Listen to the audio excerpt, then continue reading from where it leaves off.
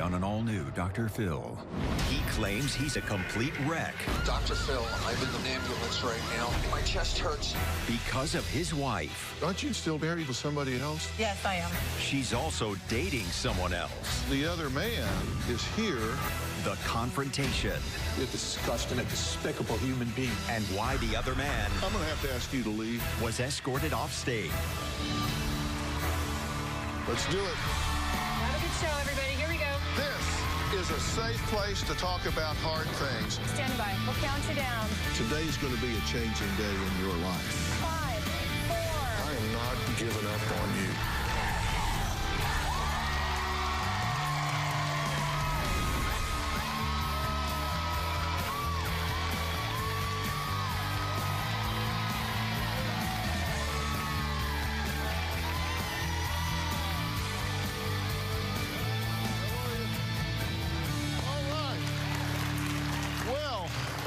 Former radio host Charles says he will stop at nothing to save his marriage to Sally. Now, I say marriage, but, well, Sally is actually still married to another man.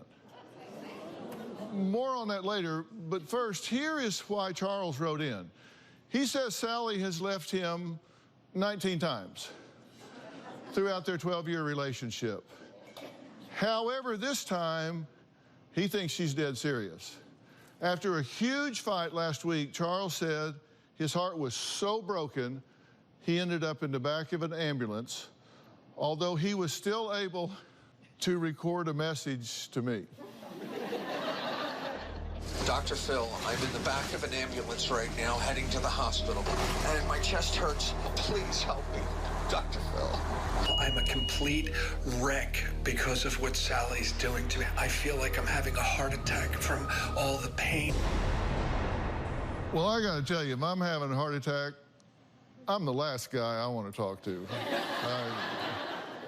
Now, following Charles' release from the hospital, he took no time in telling us his once celeb radio lifestyle and $1.5 million inheritance had dried up, and so had Sally's love. Sally says she's done with Charles, and he needs to quit being a drama queen and just move on because she has. So much so that Sally is already dating another man. Take a look. My marriage to Sally right now is in crisis. I have been living in hell for the past 12 years. You said you sewed some guy's mouth shut. You are the biggest liar I've ever met in my life. I swear on my mother's You could grave. lie to Satan and convince him something that was Charles, blue you know was what? red. Sally's trying to find a way out of our relationship, and I'm trying to find a way to hold it together. I've left Charles 19 times, and he would take any situation and exploit it to keep me with him. I'm being victimized. I feel like I'm being manipulated and used just to keep her stable in her life. I'm just tired of her filibustering. It's all she does. She will not stop, and every time I try to talk to you, she interrupts with her version of the truth. If I had to rate my marriage on a scale from 1 to 10, I would say a -3. I would give my marriage right now a 2 or a 3. Charles has been very abusive from the beginning, choking me. Once, he literally dumped me on the freeway, and I crossed all 8 lanes to get away from him. I feel like I'm living with the Gestapo watching over me. Basically, he psychologically controls me. I feel like a pawn in a chess game, and it feels disgusting. She lies. She's not all truth. But she comes across as, I'm an angel. I tell the truth. I'm not an angel. Charles is the liar. I'm not an angel. Charles is the reason that everybody drinks and everybody has problems. Charles is a total drama queen. He thrives on attention. I feel like I'm having a heart attack from all the pain and stress that she's putting me through. Much to my chagrin, Sally is dating another man, and it makes me physically weak. My heart has been taken out of my chest and being crushed right in front of me. She acts like I don't even exist. I just don't want this anymore. I'm done with Charles. Okay, now, you say that Sally is mean, manipulative, is a horrible person, and you say you want out. 12 years, I want out. Okay, so this could be the shortest interview I've ever done. So, bye. Please, Dr. Phil. I mean, really, I love problem her. solved. And why would you want to keep somebody that is all the things you just said in that tape? Because I'm full of mistakes myself, but I'm willing to admit that I have psychological issues and problems, and I'm willing to do whatever it takes to fix them. Those are not mistakes. Strangling somebody is not a mistake. That's something that's deliberate. That's like attempted murder. Deliberately try to kill you. That's it. I was trying to overpower you. You were measuring my neck? What were you doing? Are you kidding? No, I'm not kidding. I'm really frustrated with the way you think of it and the way you treat it. In the middle of a freeway? How is she supposed to think of it? Were you choking her? Yes, I was choking her, Almost to death. and I was trying to have. It was a power struggle because I was all jealous. yours. I was out of my mind. I wanted her to never do that to me again, which she caused me to feel. What did I do? Because I tried to leave you. Stop talking. I need to just stop with this and talk about your choking her doing a power struggle. Yeah, I did it, and I regret it. Because you seem to be justifying it. No. And I need to be very clear about something before we go another step. Yes, sir. There is no time, no theory, no justification under which a man should ever put his hands on a woman in anger. Period, paragraph, no exception, no reason.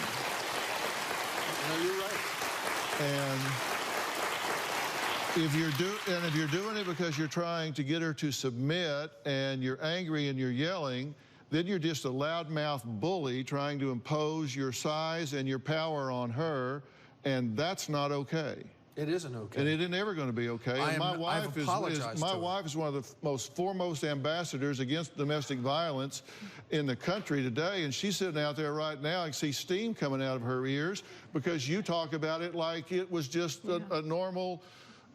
Just a normal exchange. What do you hear when you hear him say that? Oh, I can't believe it. I'm in shock because she's having to remind you of it, and she's having to go over and over and over and tell you why you did it, and you're admitting it as if it was nothing. That's not how I feel about it at all, and no disrespect to your wife. I just really... No, you damn sure don't want to do that. No, I damn sure don't want to do that is right.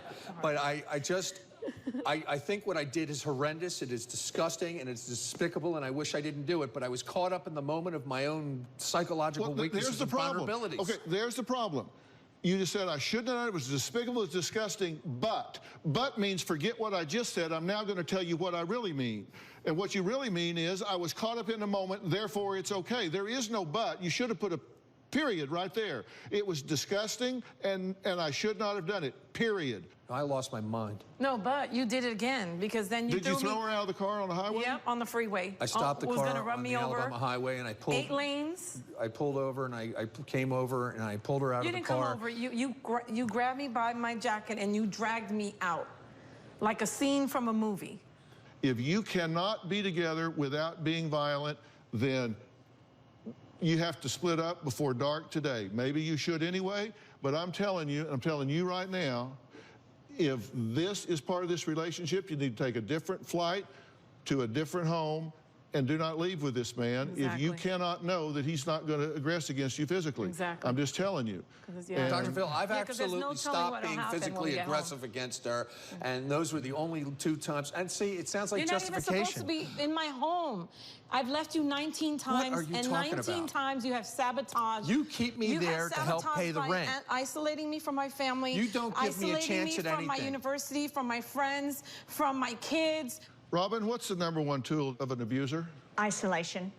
Thank you. From family, from friends, co-workers, everyone she knows and depends on, relies on, isolation. Okay, I'm an abuser. I don't agree with being an abuser. I'm accepting that I'm an abuser. Look, hear this. You need to calm down and approach this in a different way. If you're trying to be possessive and isolate her because you're threatened by other people being around, that level of control can get to the point of being abusive. You don't want to do that. I know that I'm sick that way, okay. and I do that because my life, that's all I know, Dr. Phil. I mean, that's all I know, and so I treat everybody I've pretty much dated that way, and I want help, and I never get it. Well, that's why you're here. right? Yes, sir. That's why you're here. That's why I'm here saying- because I wrote you because I want help. Yeah, and you wrote because you want help, and so the help has begun. Yes, sir. The help has begun. You need somebody to step up and get through all of your loudmouth yelling and tell you how it is. And how it is you don't bully women. That's the first lesson that you get today being here. You don't bully women. Whether it's her or somebody else, you don't do that. That's not how you form a relationship. That's lesson number one. See, this is working already. Thank you, Dr. Phil. 12 years of craziness, of chaos. I know a little bit about psychology, and you are histrionic. Oh, he's histrionic, and she's the doctor now. But you're the doctor. Leviathan. And later, They did a Charles has never met the other man. So, Okay. Alan, come on out. Alan, I don't know what kind of a person you think you sit are. down. Hey, sit down. He has a gun. Can you have him searched? Monday on an all-new Dr. Phil. He claims his wife spies on him. Pepper is so jealous. Look at me. What do I have to be jealous of? Fired a gun at him. Not at him. I was like, oh, wow, here's a gun. Ooh, what does it do? So you were just lovingly firing the gun. And chased him down the highway. We're talking high-speed chase. He won't talk to me. He shuts down. So your theory is he shuts down, so I'll run him down? That's Monday.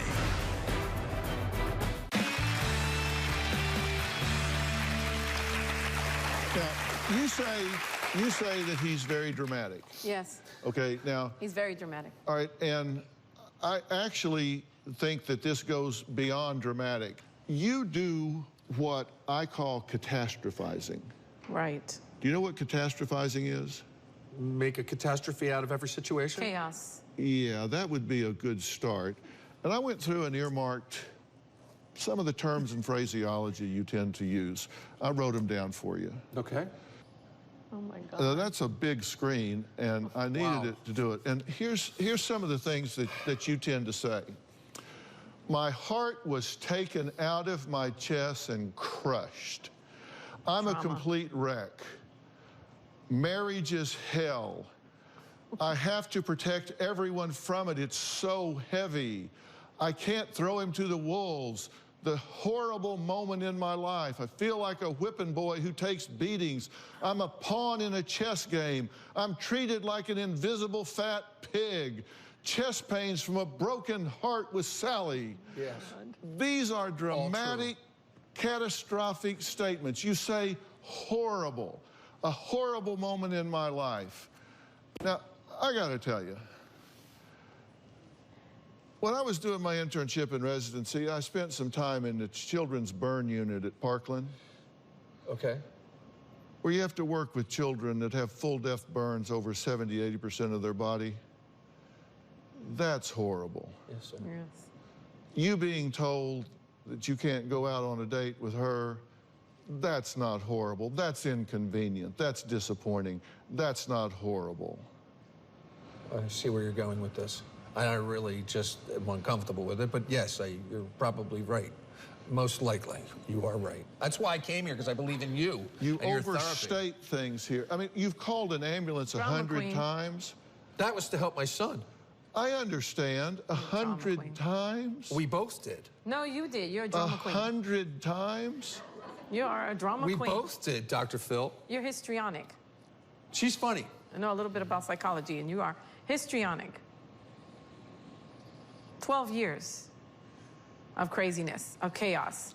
I mean, even named him Do you see, Leviathan. I'm willing to admit that I have flaws and accept them and try and fix them. Some people And know she's what here that pointing means. out, oh, he's histrionic, and she's the doctor now. But you're the doctor. Leviathan. Do you read Leviathan what's up here? stirs it Yeah, I up do. and then I'm leaves telling you, with you the mess. that you're melodramatic and catastrophic in your language. And I say that not just to point out that you're melodramatic and catastrophic in your language. I do that because language is very powerful. Exactly. For every thought you have, there's a physiological correlate that goes with it. Okay. Every thought you have, something in your body triggers. And Oh when my you're God, telling I'm so glad you yourself, said that. when you're telling yourself these things, you're using these words, your body reacts. I'm making myself sick. You know, No, he's made me sick with fibromyalgia. I actually developed that. If I need help, I know right where you are, and you'll be the first person I come to. What I'm telling you is this catastrophic language can really make you sick. It can put you in a state of chronic adrenergic arousal. It can cause acid in your stomach. It can create all kinds of problems for you because you are constantly in a state of fight or flight. You're in a state of arousal all the time. It's true. And I would suspect you haven't taken a deep breath in years. I haven't, Dr. Phil. I haven't found the space, the time, because I feel like I've got to not rest. Everything is I've got to do.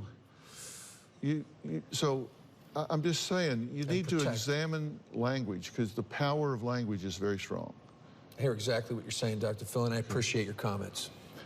Sally claims the new man in her life is the strongest message she can send to Charles, that their marriage, you're not really married, though, are you? Aren't you married still to somebody else? Yes, I am. But then you're married to him? We had I think that's a felony. Well, these pastors told us that the reason we were having trouble was because we hadn't bonded in marriage. We're going to get to these pastors you're mentioning. Charles has never met the other man.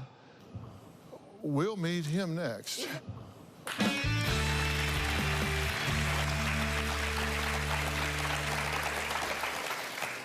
Sally absolutely feels trapped by Charles. He's insane. He's dangerous.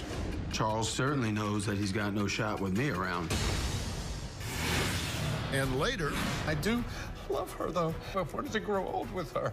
You have to let her go. I hear you. I don't have to like it, do I?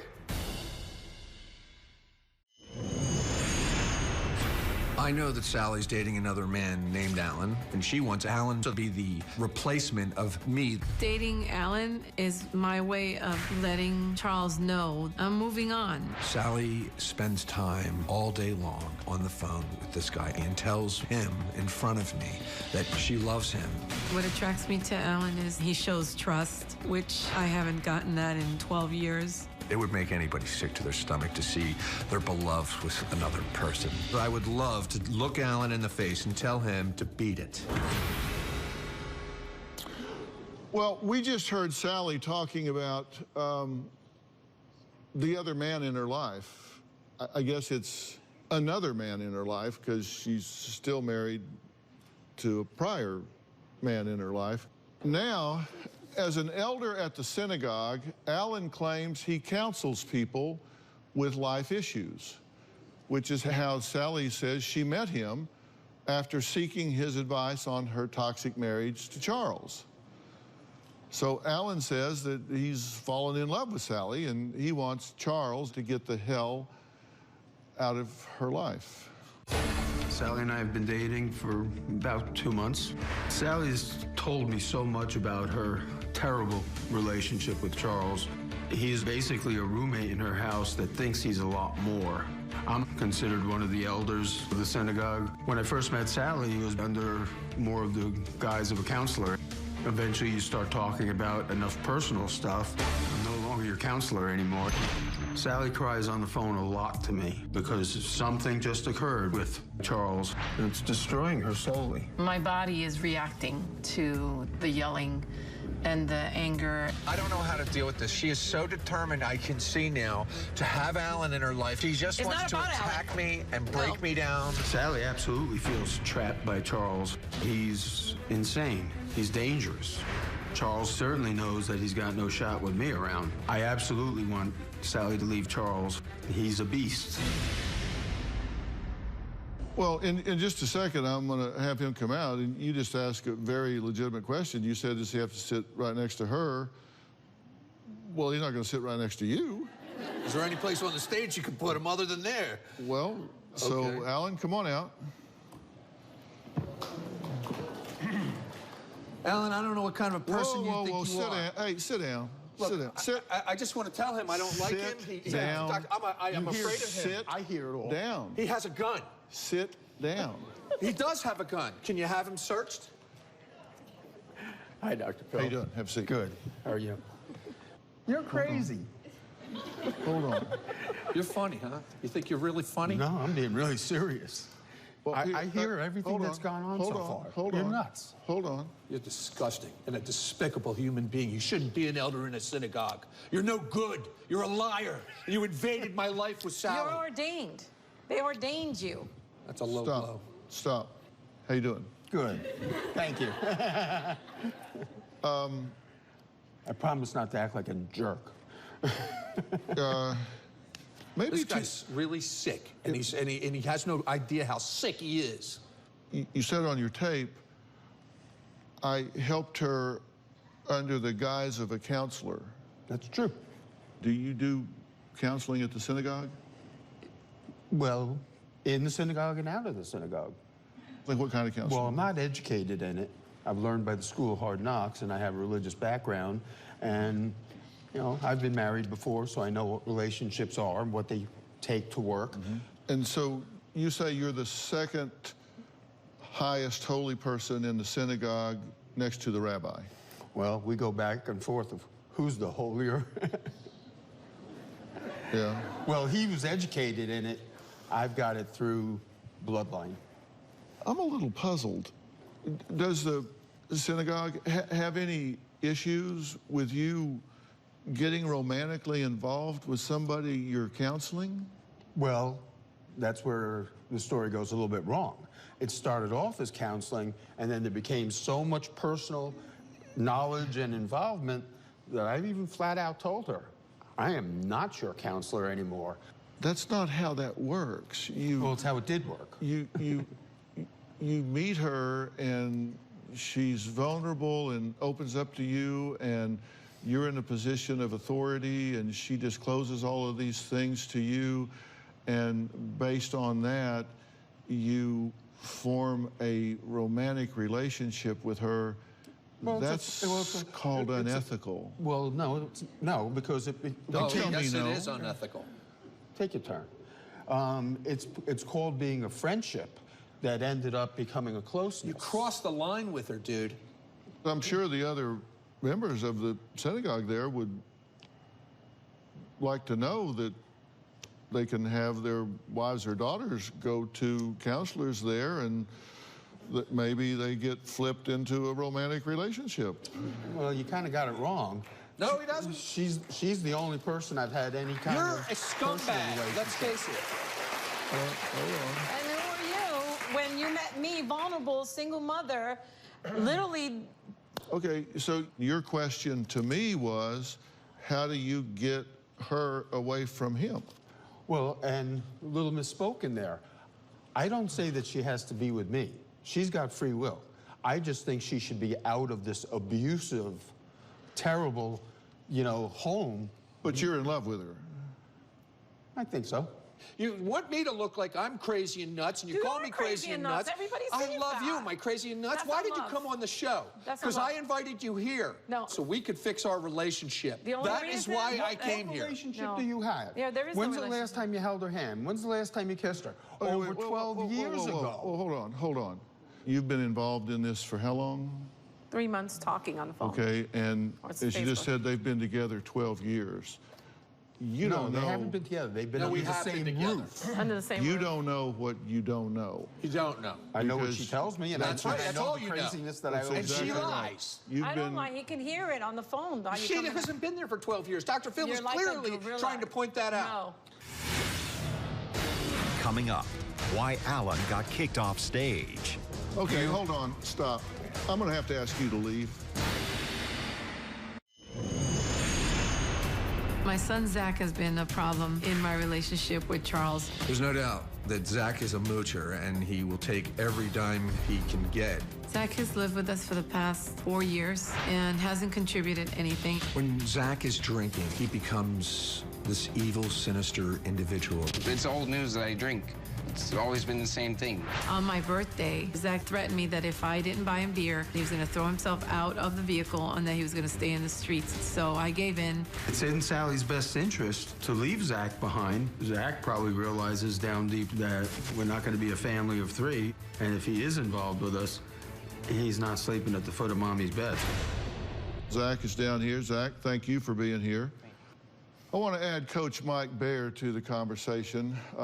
Mike is a personal development coach. He's CEO of Cast Centers, which he founded more than 10 years ago, with the goal of improving, expanding, and enhancing people's life's experiences. Now, Coach Mike has joined the Dr. Phil team as a regular contributor, and he sits on the Dr. Phil advisory board as well.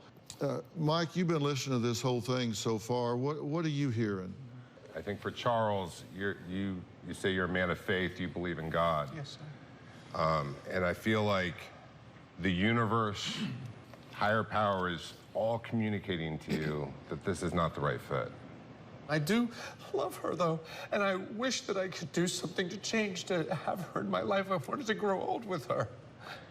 I really did, but I don't know what else to do. I just want help now. Okay, hold on, stop.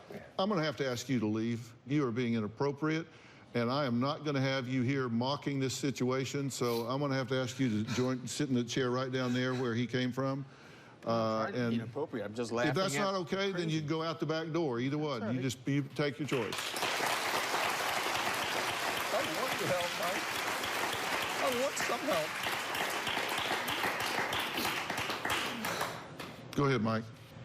You have to let her go. I hear you. I don't have to like it, do I? Not right now, anyway. Well, I don't like a lot of things that I have to do. You don't either, right? Right. But this is not working. No, right? So I'm you're obviously hearing that. I just don't know where to go. I'd like I'm going to help you. We're going to help you. Thank you. Thank you, Jesus. All right. Look, he's telling you the truth. The dysfunction involved in this situation is you don't know whether you want her in your life or you don't, because it has been so dysfunctional. This relationship between the two of you is so inappropriate. Yeah, there is no relationship. Well, that was just talking. I hope that's and right. Dinner. Well, he invited me to dinner to you talk. Know, but I don't feel anything for him that way. Smug judgmental approach here. No, I didn't. If your synagogue is comfortable with what's happening here, I'm going to be the most shocked guy on the planet, my friend, because I'm going to have that conversation with your rabbi, and I'm going to find out if that's what he said. And for you to have that connection and then it go on to something else is inappropriate at a vulnerable time. You need to be dealing with someone that has your agenda and your agenda only being focused on, not their own agenda. I agree. So I'm going to provide you a professional that will deal with you independently. Okay, somebody will deal with you independently so you're not in a tug-of-war between somebody that's running their own agenda. And Mike is telling you, look, he's telling you the universe is sending you signals here.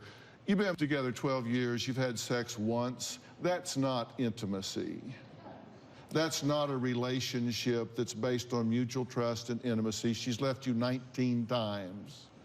You've gotten so frustrated that you've aggressed against her. That's inappropriate. And there's got to be a different way to go about this. And if you're ever going to be together, it's going to be from a position of strength, not weakness. And I'm going to ask Mike how he envisions you getting from there to where I'm saying you need to be. Sally says she's had enough. The drama needs to stop. Charles needs to move on. Where is Zach in all of this? Because that is a very important piece of this puzzle. We're going to talk to him and figure that out when we come back.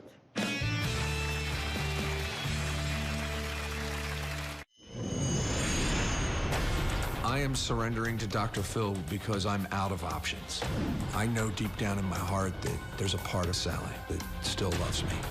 I don't care at this point what Charles feels. We need to overturn this so we can see sunshine, rainbows, and live a happy life together. I'm hoping that Charles will understand that the marriage is over and it's time for him to move on. I've had enough. Enough is enough. Sally has left Charles 19 times in their 12-year relationship, but always goes back. You two have got Zach involved in this situation. Ambulance has been called 100 times. Zach, what's your role in all of this? You know, I feel like my role is technically just kind of being like a moderator for them and, you know, at certain points intervening whenever it's a situation. And I love Charlie, I love my mom. You know, Charlie's been there for a long time, and he actually helped raise me. And if there's anything that I can see them, you know, figure it out and kind of be more level-headed instead of just constantly bickering and fighting, you know. What are you doing with your life right now? With my life right now, I've been suffering from alcohol. You know, I consistently drink, and it's not even that I really want to drink, but you know, it's something that to a point you kind of bask in the moment whenever you're drunk, but then the repercussions of it later on or the next day are very severe. And for me, you know, obviously, to the point, like 100 times being called the ambulance is whether or not I would survive or be alive, you know. There's a point where I get seizures, and there's a point where I get extremely sick. Alcoholism, it's really hard to escape. You have no idea. So you're living in this chaos right now? Yeah. You're getting drunk every day? Pretty much. You were sick this morning, right? Yeah. Mm-hmm. In fact, we had a nurse come check you out, right? Yeah. I'm stable right now, but overall, you know, there's periods of the day where I fall into an episode and I could, you know, like I was saying to one of the producers, there's a period where you got to understand people that have like opiate addiction and things like that, or even if they overdose, they have Narcocaine to revive them. You know, they have other resources. Alcoholism is much more different. With us, we kind of don't have anything. We could just suffer and die. And alcohol withdrawals are terrible. Like, right now, I'm kind of like shaking. You know, the dysfunction keeps stacking up, and that's what I'm talking about. Why have you left 19 times? That means you've come back 19 times. That means he's sabotaged 19 times. I would go into, for example, I would go into a shelter home, and he would contact my son, Zachary. He's a hacker. And he would contact my son, Zachary, and say, break the lights in the shelter home so that they can kick your mother out, and I'll be there to pick her up. Because I had nowhere to go. Zachary, did I say that to you? He would sabotage and offer him RuneScape, a game that he likes to play. And he would sabotage. Or if I was, you know, living somewhere, he would say, I'm gonna tell the landlord that you're letting me stay here and I'm not on the lease, so they can throw you out, and you're gonna have to stay with me. Okay, if you two are apart tomorrow, what are you gonna do? I have to do what I have to do. I don't want to be a bully. I don't want to be an abuser. I don't want to be all that craziness that I've turned into. I want to be somebody good and great one day.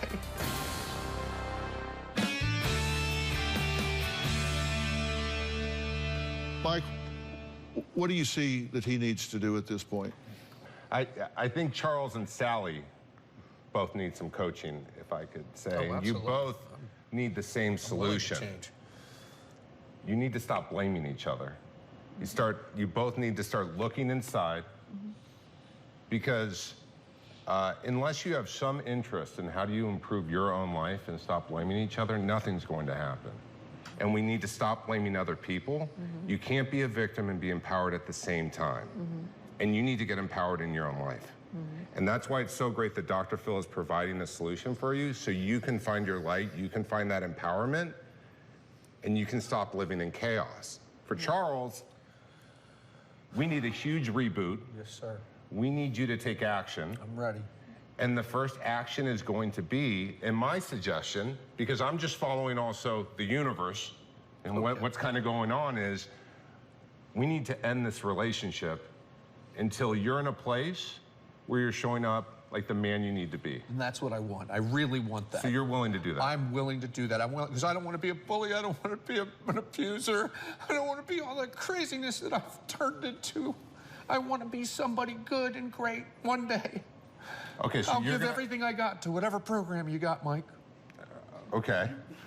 And there's going to be guidelines, and we're going to have to follow this in the sense of exploring, you know, your social life, your personal life, your health, your employment, your relationships, your spirituality, and really develop a plan for you. Okay. So you have a new roadmap. That's fine. I am ready. for a right. new life. All right, so look, here's the deal. You've been in a relationship for 12 years that's not even a relationship. Come on. You need to get yourself under control. The first thing Mike said when he was studying you, he said, I can tell he's not in a good relationship with himself because he doesn't even take care of himself. Right. You got to get yourself under control, and you have to do the same thing. Yes. You have been battered. You have been really worn to a frazzle. Since I was a little girl. That's what I'm saying. The whole way along. You need tending to. You need tending to. You deserve to be tended to. You deserve someone to truly take care of you, to give you a chance to actually heal some wounds in yourself and give yourself an opportunity to be everything that you can be to Zach and to yourself.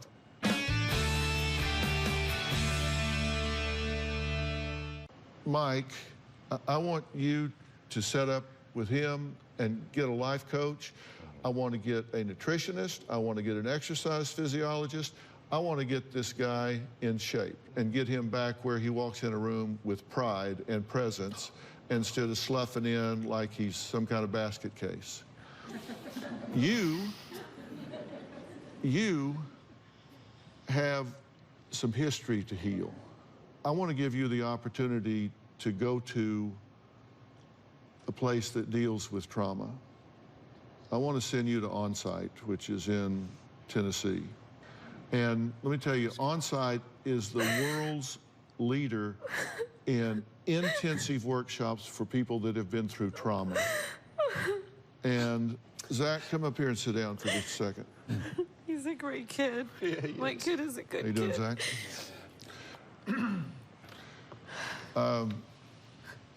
Zach, I think that you're going in and out of withdrawal. I think you're at a point where you couldn't stop drinking right now if you wanted to, because I think medically you would be in jeopardy. I'm offering to send you to Origins Behavioral Health Care. And in my opinion, it's the nation's leading dual diagnosis treatment center. They're located on South Padre Island. They've got a place in West Palm Beach, Florida, Vero Beach, Florida. I'll let them talk to you and decide where the best fit is for you. You willing to do that? If it's gonna get me back on track, yes. Thank you. Okay. Fair enough. Makes sense? Makes sense. Makes sense to you? All right. I know when to stop talking. I want to thank all of my guests today. A special thanks to Coach Mike Baer of Cass Centers. A special thanks to Miles Adcock of Onsite for offering to help Sally, as well as Origins Behavioral Health Care for helping Zach. I know you'll interact with Origins as well regarding him and get this guy moving in the right direction. And we'll follow up with these people and let you know what's going on.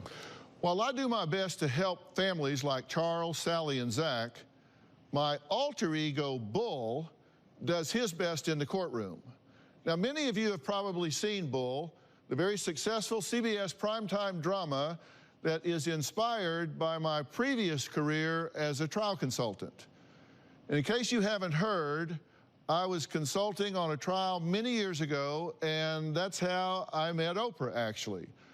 We hit it off, and I started being a regular on her show, and as the old saying goes, I guess, the rest is history, as we celebrate 17 seasons of the Dr. Phil Show. But back to Bull. I am so proud of this series, which recently wrapped its second season. I'm one of the creators and wrote the beginning episodes, and now it's time to kick off season 3, and it promises to be just as exciting. In the new season, Dr. Jason Bull, played by the talented and handsome actor Michael Weatherly, we kind of look alike, returns to work after recovering from a heart attack. Here's a preview of the new season. It's kind of a slam dunk. I mean, it's not hard to find a jury, let alone mount a case against a big bad insurance company. Of course, one problem with that, she didn't hire us. The big bad insurance company did. And this is a business, not a charity. So.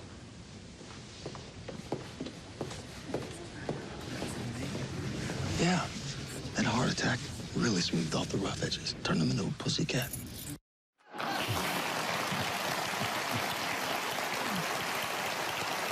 The new season also finds Bull on the other side of the jury box as he is called to jury duty while trying to manage a case. Now, juggling it all, Bull is brilliant, brash, and charming, of course. And audience, in case you missed an episode or two last season, no worries, you can catch up because you're all going home with the whole Season 2 DVD box set that even includes over an hour of special features. You do not want to miss this new season of Bull.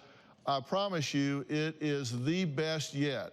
It premieres this coming Monday on CBS at 10 p.m., 9 Central. Now, that's a change from Tuesday to Monday, okay? So Monday at 10, 9 Central. So watch Bull. We'll see you next time.